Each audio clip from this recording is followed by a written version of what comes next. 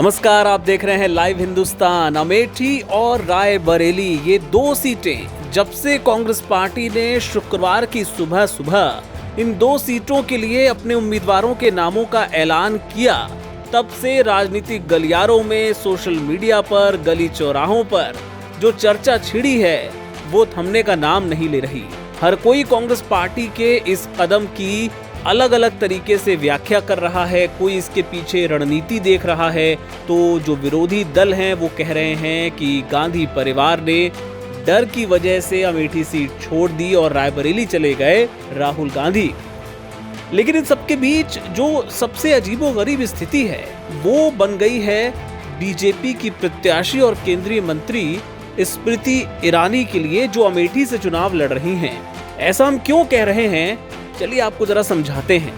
दरअसल स्मृति ईरानी ये उम्मीद कर रही थी कि वायनाड का चुनाव संपन्न हो जाने के बाद राहुल गांधी अमेठी से पर्चा जरूर भरेंगे, अमेठी से चुनाव जरूर लड़ेंगे। अपने पूरे चुनाव प्रचार के दौरान स्मृति ईरानी लगातार ये बात दोहराती भी रहती थी, राहुल गांधी को ललकारती रहती थी कि आइए यहाँ से चुनाव लड़िए।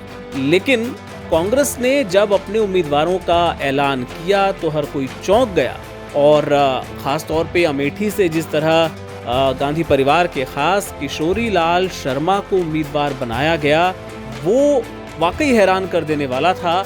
और अब स्मृति ईरानी के लिए जो अजीब स्थिति बनी है उसे समझिए कि अगर स्मृति ईरानी अमेठी से जीत हासिल करती हैं तो ये जीत उतनी बड़ी नहीं मानी जाएगी जैसा 2019 में हुआ था, जब राहुल गांधी सामने थे। उन्हें हराकर स्मृति ईरानी संसद पहुंची थी, लोकसभा पहुंची थी, और वो जीत ऐतिहासिक थी। राहुल गांधी को उन्होंने हराया था, इसके बाद वो केंद्रीय मंत्री भी बनी। लेकिन फर्ज कीजिए कि अब अगर स्मृति ईरानी अमेठी से जीतती हैं तो वो जीत उतनी बड़ी नहीं मानी जाएगी, क्योंकि उनके सामने एक कमजोर कैंडिडेट कहा जाएगा।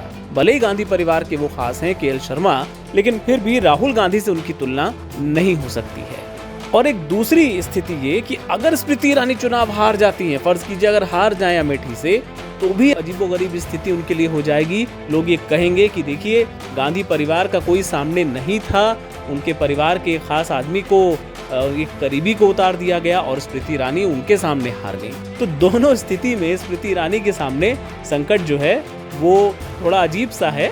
लेकिन उन्होंने के.एल. शर्मा को प्रॉक्सी कैंडिडेट करार दिया है। उन्होंने कहा है कि राहुल गांधी डर के मैदान छोड़कर भाग गए और प्रॉक्सी उन्होंने भेज दिया। अगर डर नहीं होता तो प्रॉक्सी कैंडिडेट को क्यों खड़ा करते।